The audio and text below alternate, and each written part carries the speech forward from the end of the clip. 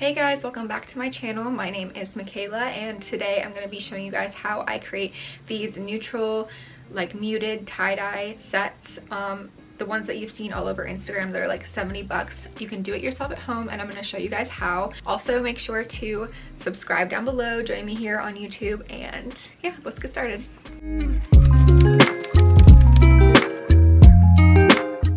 Alright guys, so here is a list of everything that you're going to need. Obviously you're going to need some white clothes. I actually pre-washed the clothes to make sure that there was no extra film on them, and I'm actually just separating out the sets in the background. That's what you're seeing right now. You're also going to need some fabric dye. I got the RIT dye. You can get that pretty much anywhere, but I got mine off of Amazon.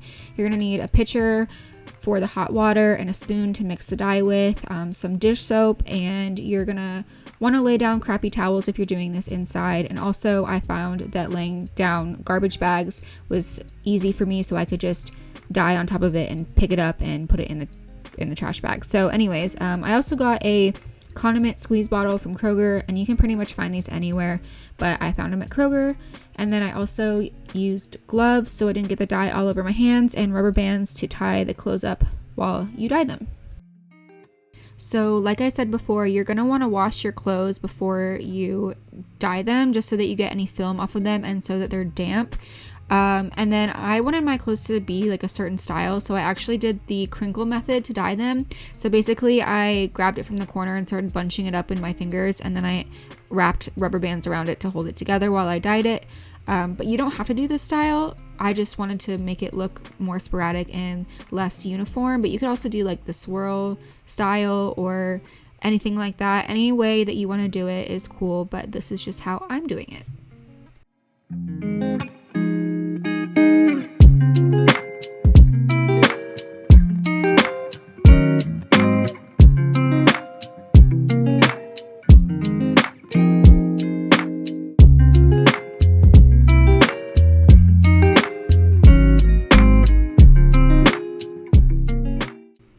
For this first set, I'm actually doing a pair of sweatpants, a sweatshirt, matching socks, and then also a t-shirt.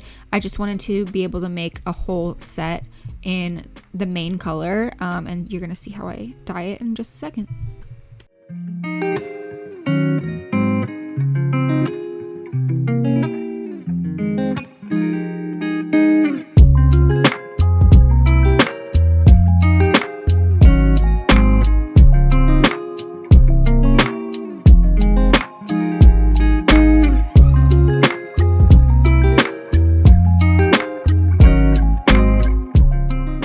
Okay, now to mix your dye, you're going to want to grab a pitcher and fill it with hot water. It has to be hot water. And then you're going to add a tiny bit of dish soap. I don't know why, but this is just how it said to do it online. So yeah, I didn't make any specific measurements. I just decided to eyeball it pretty much the whole time. So the first color I made was using the color tan, mostly the color tan. And then I added a tiny splash of rose quartz to make a rosy brown color. I also used an old white towel to test the color before I put it on the clothes, and you can see me doing that over there. Once the picture moves, you'll be able to see the little swatches I did. I would recommend making more than enough dye for the amount of clothes that you have if you want to keep the color uniform and not have to mix another batch. That's why there's so much water and so much dye mixture that I have right there. So next I'm just going to pour the dye into a squeeze bottle. That way I have more control of where the dye goes. And I'm just going to lay down a garbage bag and start pouring it all over the clothes. I'm not sure if you're supposed to take the clothes out of the rubber bands, but I am actually glad I did after I dyed them like this, because I was able to see that there were a lot more white spots that I wanted to cover, and I was able to customize it more to how I wanted it to look. And then after I was done with all the clothes, I tied them all up into the garbage bags that I was using and set it aside.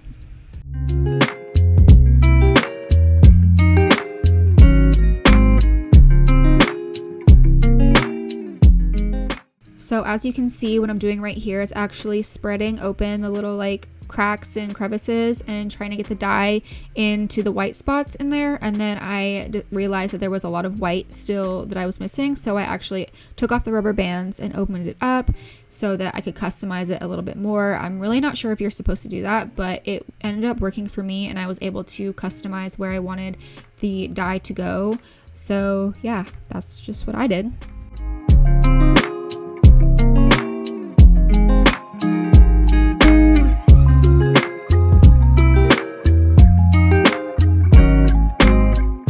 In hindsight, for this set, I probably should have added a little bit more dye compared to the water.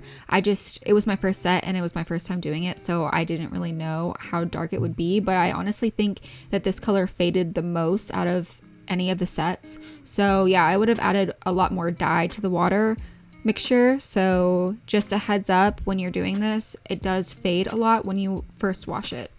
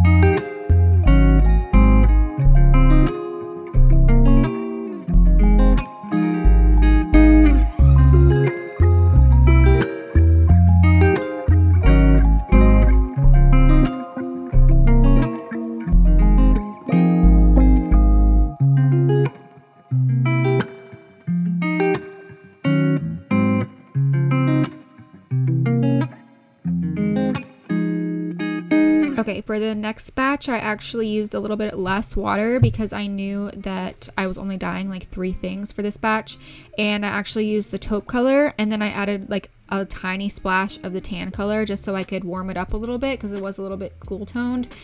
It did take a couple of times to get the right color. I was just kind of eyeballing it and adding in more dye and more water here and there and swatching it on the white towel, which I found really helpful. So that's something I would really recommend if you're going to do this, is get a white towel or something that you can swatch the color so you can see what it will look like before you actually dye the clothes.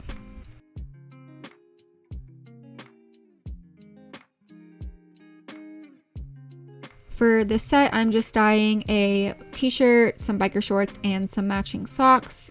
And I'm doing the same exact method. I did the crinkle method, and then for each item of clothing, I opened it up and customized it.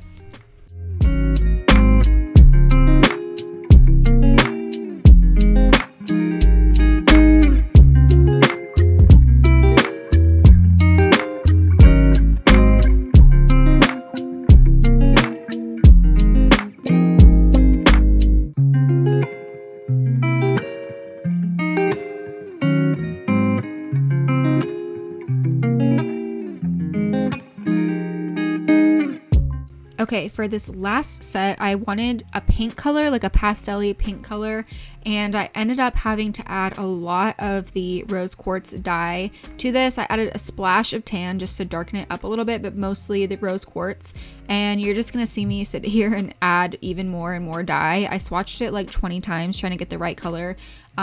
So just a heads up, you're gonna have to add a lot of dye for the color to show up, and it did fade a lot. It did make a pretty pastel color like the ones you see on Instagram that are really popular right now, but yeah, it did take me a lot of dye to achieve that color.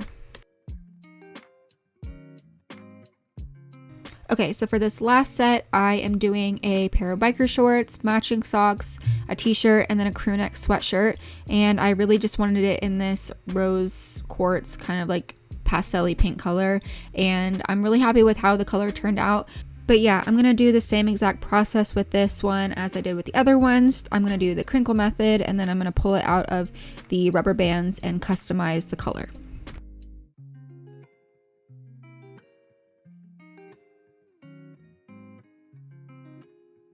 I will say that this is the color that showed up the most out of any of the colors. I think it's because of the amount of dye that I used. So once again, I would recommend when you do this to use more dye than you think that you're gonna need.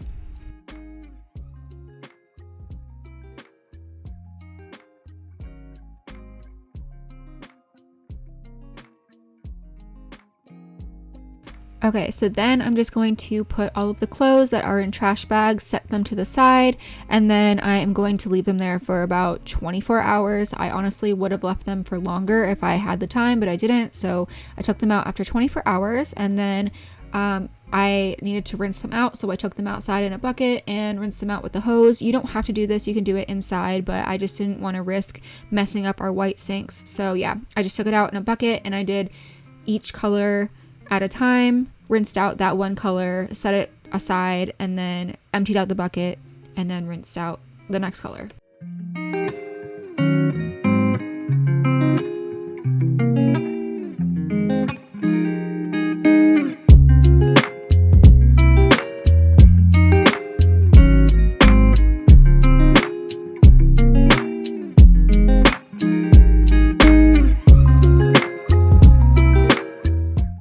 Then I just washed each of the sets separately so that the colors wouldn't blend together, but I just washed them as normal and also tumble dry low.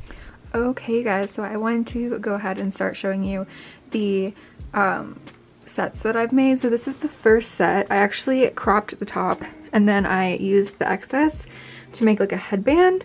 It obviously doesn't really fit that well, but I thought it was really cute just for like pictures or something. Yeah, I think that this trend is really in and I thought I would just like repurpose the shirt. But anyways, this is what it looks like. It really turned out really light, which I kind of actually like. But yeah, so this is the current situation with this set. I think it's so cute and yeah, I'm just really happy with it. It's very wearable. It's a light pink. It was supposed to be a little bit darker and a little bit more brown than this, but I kind of like the fact that it faded a little bit. So yeah, it also has matching socks. I'll put that on in a second, but I just want to show you like this cute little outfit that I made with this. All right, so this is the whole outfit together with the socks. They look like this. They're super cute. Not gonna lie, I am kind of dying of heat stroke in this. It is May in Georgia, so yeah, I'm kind of dying in this right now, but I just wanted to show you guys the little fit, and I kind of wish that I got like a medium in this one. This is a large. I wanted it oversized, but I feel like with the sweatsuit, I feel like I gotta like, it has to be smaller for it to look good, but I feel like this works. I mean, you know, I'm not gonna be wearing it until winter anyways, but yeah, I thought it was super cute. And like I said, it is a little bit lighter than I wanted to go, a little bit more pink than I wanted to go. I wanted this to be like a true nude, but it didn't really turn out that way, which is fine, trial and error. And it does have a little bit of like darker spots. I honestly don't even know how that happened, like where that even came from, but it's not a big deal to me. I think it actually adds a little bit more dimension in person at least. So yeah, this is the little sweatsuit fit with the socks. Ooh. All right, so this is the set with the biker shorts and just like the oversized shirt. This is the one that was like a taupe color. I used mostly taupe in this one and then like a splash of tan, and it actually faded a lot. And this is the color that I was going for on the full sweatsuit and or the full sweat set, but it didn't really work out that way. But I kind of like this one with just the shorts and the shirt. The only thing is these shirts shrunk a lot. Like they used to be like down here, and that's why I picked them. They were an extra large. They're Hanes extra large shirts. They shrunk a lot, and I dried it on low, so I don't know. I'm just gonna have to not dry them anymore when I wear them. It is a little bit wrinkled too, but who cares about that? But yeah, this is what it looks like, and these are the matching socks. Super cute. I wish I had a full body mirror so you could see like the whole outfit together, but it's really cute, and the shorts fit pretty well. They are still see-through a little bit. You can see like my underwear like right here, and that pretty much goes for every white biker shorts that I found online. So, I mean, honestly, I think they're really cute and they're not as see-through as they were. So I will say that, but they are a little see-through and, you know, just wear a thong. This is the outfit and I think it's so cute. That's outfit number 3, set number 2, outfit number 3. All right, and this is the third set and fourth and final outfit. So it's this crew neck hoodie and the biker shorts, and there's also socks down there. But yeah, so this is the last one. I really like this one. The shorts are see-through. This did shrink up a little bit. This is an extra large, by the way. But I like how oversized it is on top, and you can dress it up with jewelry, and it's just really cute. And I like how pink this one turned out. This one I think is the one that I added the most dye to, and it was the most like vibrant, which I really like. But yeah, so this is what this outfit looks like, and I wish it was a little bit longer, but I can just always like pull it down. Yeah, I would wear this one out of the house. I just have to be careful about my butt. But anyways, this is the last outfit, and I hope you guys liked all of the styles that I created. Alright you guys, and that completes this video. I hope this helped you in some way, or that you liked the style of sets that I created and liked the outcome. I think that I would do a couple of things a little bit different. I think I would add more dye next time, and I think I would get extra large shirts, just so that when they shrink they're still going to be oversized. And yeah, I think I would let it sit a little bit longer too. I left it sitting for 24 hours, but I think that a little bit longer could have helped. So those are the things that I would change for next time, but I think the outcome turned out really well, and I'm really excited about these outfits. I just can't wait to like style them and wear them outside of the house after quarantine. And yeah, so thank you guys so much for watching. That completes this video, and I will see you guys in my next one. Bye! Also, make sure to subscribe.